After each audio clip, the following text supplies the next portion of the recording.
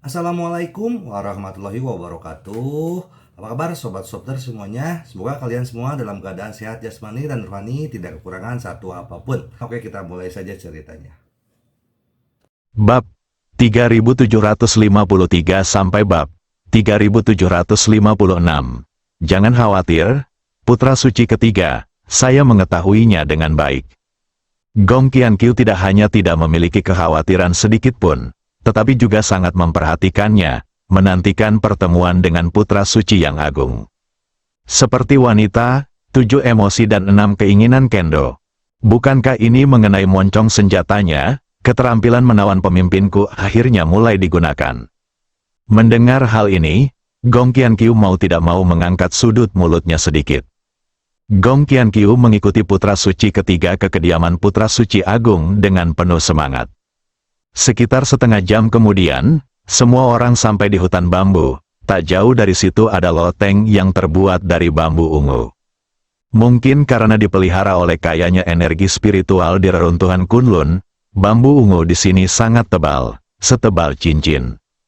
Putra suci agung tinggal di dalamnya. Ingatlah untuk berhati-hati dalam perkataan dan tindakanmu, tidak peduli apa yang kamu dengar setelah masuk. Putra suci ketiga mengingatkannya lagi dengan nada serius. Beberapa orang menjawab serempak. Ya, semua orang langsung menjadi gugup. Secara khusus, Gong Qianqiu tidak sabar untuk bertemu dengan penerus sekte ilahi Taixu di masa depan. Bum, bum, bum, putra suci ketiga mengetuk pintu bambu, dan terdengar suara nyaring mirip hantaman logam. Terlihat jelas bahwa bambu tersebut telah diolah secara khusus.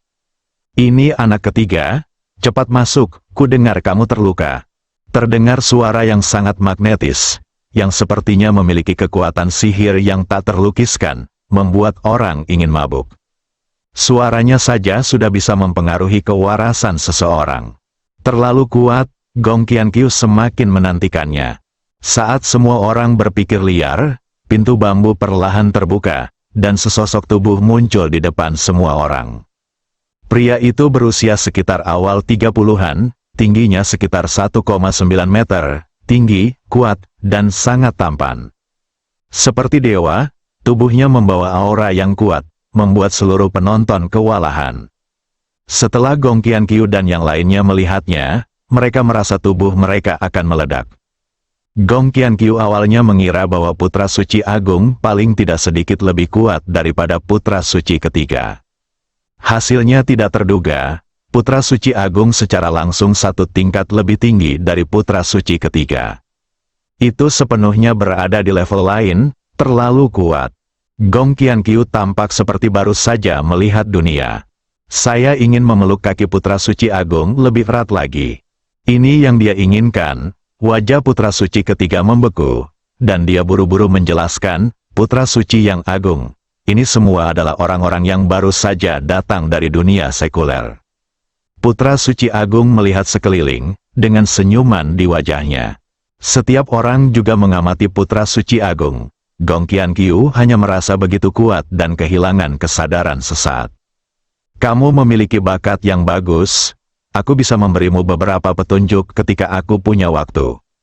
Sementara Gong Qianqiu sedang berpikir liar, suara sage agung tiba-tiba terdengar dari belakang. Terima kasih, putra suci agung, atas dukungan Anda. Generasi muda ini hanya bisa memintanya. Gong Qianqiu menyalakan mode kentut pelangi secara refleks. Yah, anak-anak bisa diajar. Sage agung tertarik dengan kecantikan Gong Qianqiu begitu dia melihatnya. Selain itu, Gong Qianqiu memahami laki-laki. Setelah beberapa pertukaran, Sage Agung menjadi bahagia. Baiklah, oke, gadis ini sangat populer di kalangan saya. Lao San, kamu tidak pergi ke dunia sekuler dengan sia-sia kali ini waktu, dan kamu benar-benar menemukannya. Dengan bakat seperti itu, dia layak menjadi yang terbaik di sekte setelahku. Dengan kata-kata fasih Gong Qianqiu, dia membujuk orang suci agung ke dalam keadaan bahagia. Untuk sementara waktu, Gong Qianqiu memiliki kedua sisi di sekte ilahi Taixu. Bahkan orang suci lainnya yang bukan penggoda wanita memiliki kesan yang baik terhadap Gong Qianqiu. Beberapa hari kemudian, Berita tentang kegagalan besar putra suci ketiga akhirnya sampai ke telinga wakil pemimpin sekte dari sekte ilahi Taiksu. Wakil ketua sekte sangat marah. Tidak hanya murid kesayangannya dilukai parah oleh para biksu di dunia sekuler, tetapi pedang kunonya juga dihancurkan. Ini benar-benar memalukan dan terhina. Biarkan putra suci ketiga mundur ke tebing untuk memikirkan kesalahan masa lalunya. Wakil ketua sekte mengeluarkan perintah. Putra suci ketiga tidak lagi memiliki kesombongan di masa lalu, dan mundur dengan putus asa untuk merenungkan kesalahan masa lalunya. Gong Qianqiu awalnya mengira bahwa wakil ketua sekte akan membalaskan dendam putra suci ketiga, tetapi selama beberapa hari berturut-turut, wakil ketua sekte juga mengumumkan bahwa dia akan berlatih pengasingan. Tampaknya dia sama sekali tidak mempertimbangkan pembunuhan 3 putra suci dan beberapa orang jenius, yang membuat Gong Qianqiu sangat tidak mau. Putra suci agung, putra suci ketiga adalah murid favorit wakil pemimpin sekte. Apakah perseteruan ini akan berakhir? Gong Qianqiu bertanya ragu-ragu. Setelah beberapa hari berhubungan, hubungan antara Gong Qianqiu dan putra suci agung meningkat pesat. Kecuali lapisan pembatasan terakhir, mereka melakukan semua yang mereka bisa. Oleh karena itu, Gong Qianqiu bersikap semakin santai di depan putra suci agung, tidak lagi berhati-hati seperti sebelumnya. Bukan hanya putra petapa agung yang tidak marah, dia juga sangat menikmati cara komunikasi ini sehingga dia tidak terburu-buru meminta Gong Qianqiu untuk pergi ke Wushan Yunyu bersama kali ini. Qianqiu, kamu tidak tahu apa-apa. Wakil pemimpin sekte merasa terlalu murah untuk berurusan dengan seorang biksu di dunia sekuler secara pribadi. Jika berita menyebar, dia akan diejek. Tetapi jika tidak ada yang menyelesaikan Ye Junlin, wakil pemimpin sekte akan merasa kehilangan muka, bahkan malu. Kata orang suci agung dengan suara yang dalam. Gong Qianqiu mengajukan diri, ketika saya menjadi lebih kuat. Saya bersedia menghilangkan kekhawatiran wakil ketua sekte. Qianqiu, saya pasti akan membantu Anda menyampaikan perasaan Anda kepada wakil ketua sekte. Sage agung menepuk bahu Gong Qianqiu dan memeluknya pinggang pohon willow-nya. Meskipun Gong Qianqiu sangat berkonflik di hatinya, dia masih menyambutnya dengan senyuman di permukaan. Ngomong-ngomong, anak suci, aku punya senjata, tolong bantu aku memeriksa levelnya. Gong Qianqiu melangkah keluar tanpa meninggalkan jejak apapun, berpura-pura mencari sesuatu. Pendekatan ini tidak menimbulkan kecurigaan dari putra suci agung. Selama periode ini, keterampilan pesona Gong Qianqiu akhirnya menunjukkan efeknya. Gong Qianqiu dengan cepat mengeluarkan perampokan ilahi dan menyerahkannya dengan kedua tangannya. Mata orang suci agung berbinar. Dia segera mengambil kesengsaraan ilahi di tangannya dan mengamatinya dengan cermat. Dia tidak mengatakan apapun untuk waktu yang lama. Namun, Gong Qianqiu dapat dengan jelas melihat bahwa ekspresi putra suci agung terus berubah, dan akhirnya memilih ekspresi terkejut. Anak suci yang agung, berapa level pedang ini? Gong Qianqiu masih merasa gelisah, karena kesengsaraan ilahi adalah harapan terbesarnya. Meski kini sudah dekat dengan putra suci agung, namun bagi seseorang yang menyukai kecantikan, belum diketahui sampai kapan ia bisa menjaga kesegarannya. Gong Qianqiu tidak suka jika semua nasib ada di tangan orang lain. Yang paling tidak dimiliki oleh sekte ilahi Taiksu adalah senjata ajaib yang tiada taraf. Jika tingkat bencana ilahi cukup, bahkan jika putra suci agung tertinggal, dia masih bisa mendapatkan pijakan yang kokoh di sekte ilahi Taiksu. Meskipun bahan pedang ini bukan yang terbaik, teknologi penempaannya adalah yang terbaik, dan bahkan telah mencapai tingkat legendaris. Putra suci agung tidak menyembunyikan keterkejutannya sama sekali. Apakah ini benar-benar berlebihan? Gong Qianqiu merasa sedikit luar biasa. Putra suci agung mengangguk dan berkata, ini bahkan lebih dibesar-besarkan dari ini. Jika Anda melihat keruntuhan Kunlun, Anda mungkin tidak akan dapat menemukan 3 orang dengan keterampilan menempa yang begitu jelas. Lao Wu Lao Liu adalah pandai besi orang gila. Dari sekte ilahi Taiksu, hampir semua pedang dibuat oleh tangan 2 orang, tetapi keterampilan menempa mereka jauh lebih rendah daripada pemalsu senjata ini. Sekte Ilahi Taiksu tidak mampu menyewa ahli penempaan terbaik dengan keterampilan menempa seperti itu. Jika tidak, sekte tersebut tidak akan mampu membelinya. Itu telah dipromosikan menjadi sekte besar sejak lama. Gong Qiankyu terkejut ketika mendengar ini. Dikatakan bahwa kesengsaraan ilahi ditempa oleh Ye Junlin sendiri. Tapi Ye Junlin tidak pernah memasuki reruntuhan Kunlun. Bagaimana teknologi penempaan bisa menjadi yang terbaik? Ia bahkan merupakan eksistensi terbaik di reruntuhan Kunlun. Sungguh luar biasa. Bagaimana Ye Junlin melakukannya? Gong Qiankyu bingung. Sepertinya dia terlalu meremehkan Ye Junlin. Dengan kata lain, dia masih belum memahami Ye Junlin. Awalnya dia mengira dia sangat mengenal Ye Junlin. Apakah Ye Junlin memiliki kartu truf lain yang tidak diketahui? Gong Qiankyu tiba-tiba teringat bahwa Wen Lei dan yang lainnya telah meningkatkan kekuatan mereka secara signifikan dalam waktu singkat, yang mungkin terkait langsung dengan kartu truf Ye Junlin.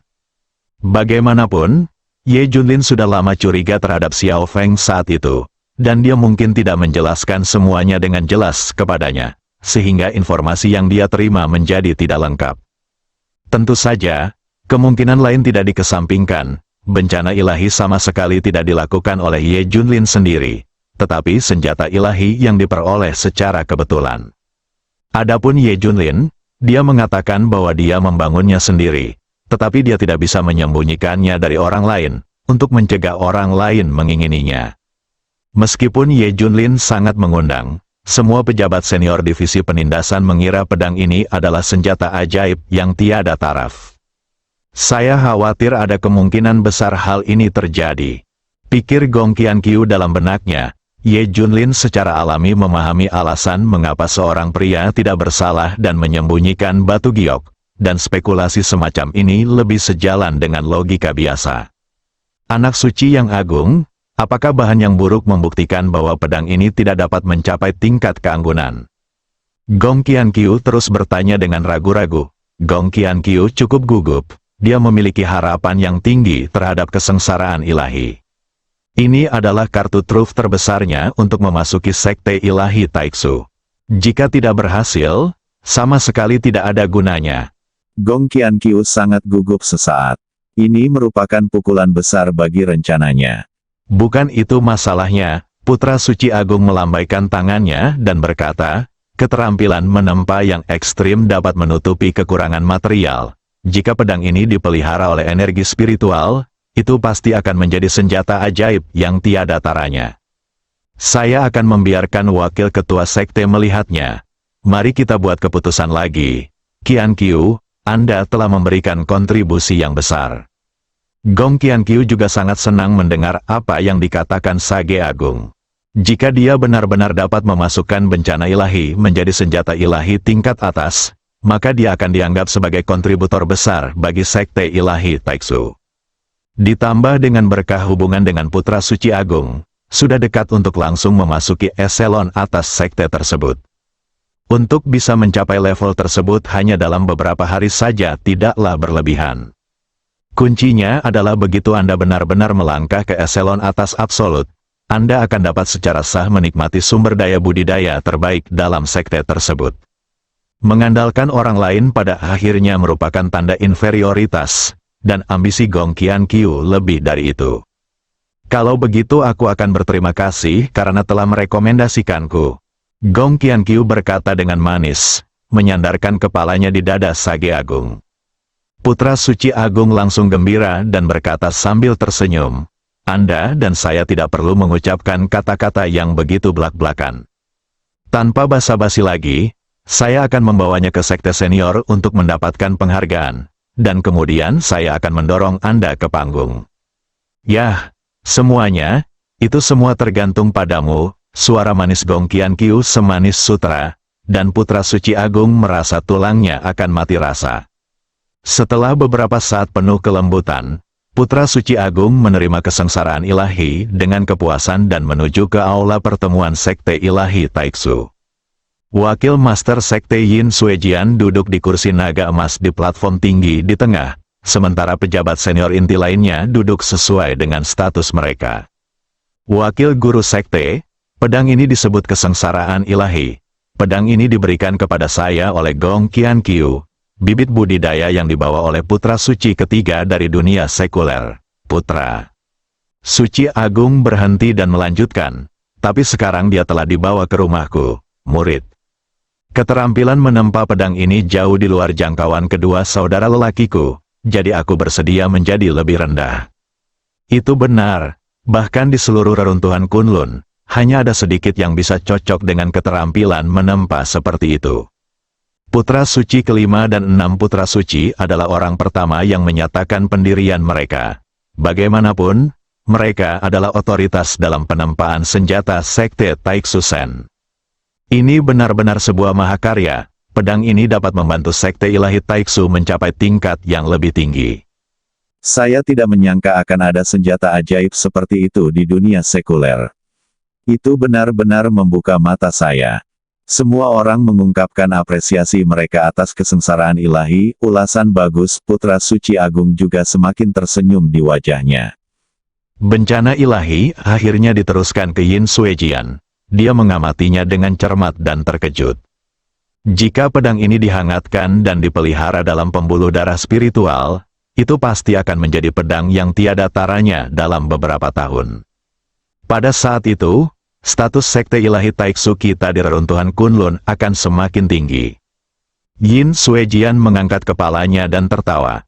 Alasan mengapa Sekte Ilahi Taiksu hanyalah sekte berukuran sedang sekarang adalah karena mereka tidak memiliki senjata ajaib super untuk menekan agama tersebut. Sekarang dengan kesengsaraan ilahi, kekurangan ini telah langsung diperbaiki selama kita menunggu beberapa tahun, Sekte Ilahi Taiksu akan mengalami transformasi kualitatif. Putra Suci Agung telah berkontribusi banyak pada istana kesengsaraan ilahi selama ribuan tahun. Saya menjadikannya tetua terakhir. Jika dia benar-benar menjadi murid Anda harus mengolahnya dengan sepenuh hati.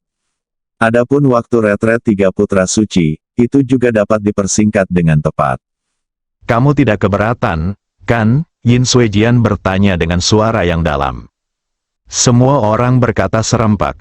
Wakil Master Sekte Sengming. Karena Gong Qiankyu berada di kedua sisi, 7 putra bijak memiliki reputasi yang baik untuk Gong Qiankyu. Selain itu, hubungan antara putra tertua dan Gong Qiankyu tidak jelas. Bahkan jika tidak ada bencana ilahi, bahkan tetua terakhir di Feng Gong Qiankyu tidak akan ditanyai. Kursi kesengsaraan ilahi ini akan dipertahankan oleh pekerjaan ini untuk sementara waktu. Ini akan dipelihara dalam formasi pengumpulan roh pembuluh darah suci. Silakan mundur.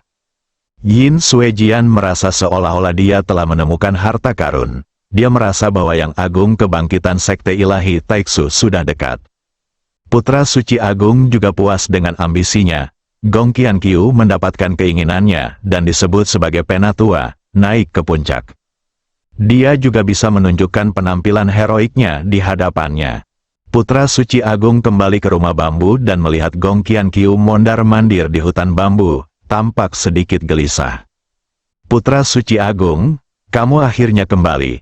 Melihat Putra Suci Agung, Gong Qiankyu buru-buru mendekatinya dan menyapanya dengan manis.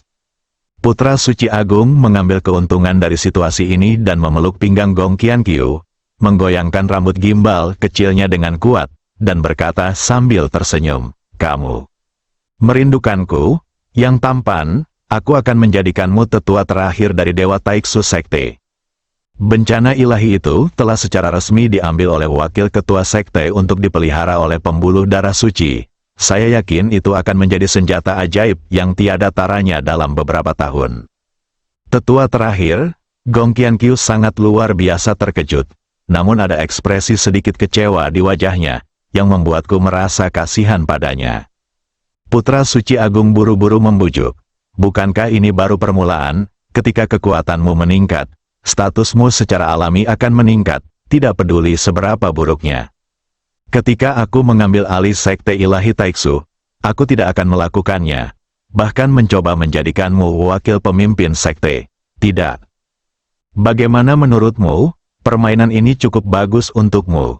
Kalau begitu aku akan mengandalkanmu mulai sekarang.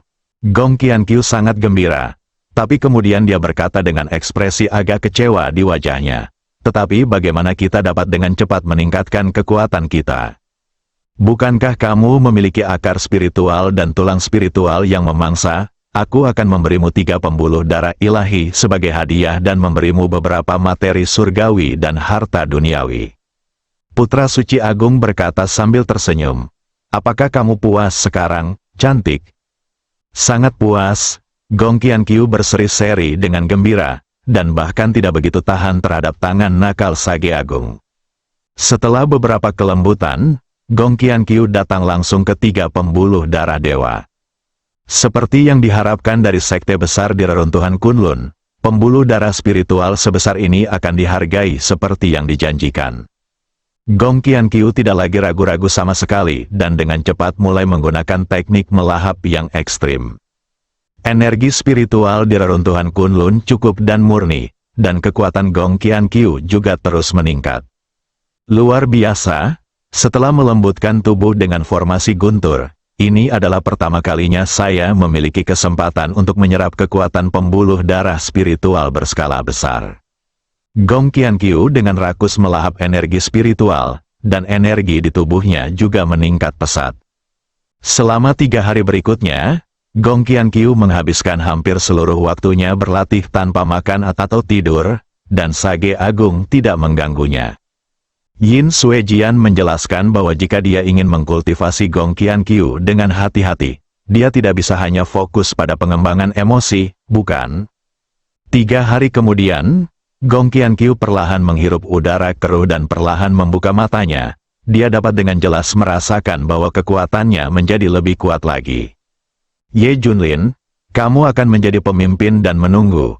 Ketika aku menjadi lebih kuat, aku akan menghancurkanmu. Keyakinan Gong Qianqiu meningkat pesat. Menurutnya, sumber daya budidaya reruntuhan Kunlun jauh melampaui sumber daya di dunia sekuler. Misalnya, tidak ada pembuluh darah ketuhanan dan pembuluh darah suci di dunia sekuler. Pembuluh darah spiritual pada tingkat 2 ras alien sudah dianggap sebagai sumber daya budidaya terbaik, tetapi mereka ditinggalkan seperti sepatu usang di reruntuhan Kunlun.